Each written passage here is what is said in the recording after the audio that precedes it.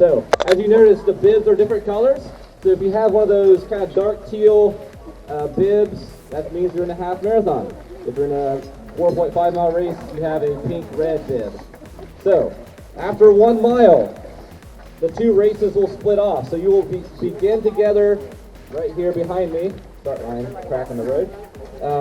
After 1 mile, the races will split off. So please keep in mind, if you're in a 4.5 mile race, you will turn left.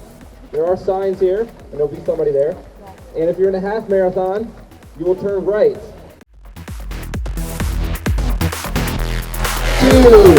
1, go!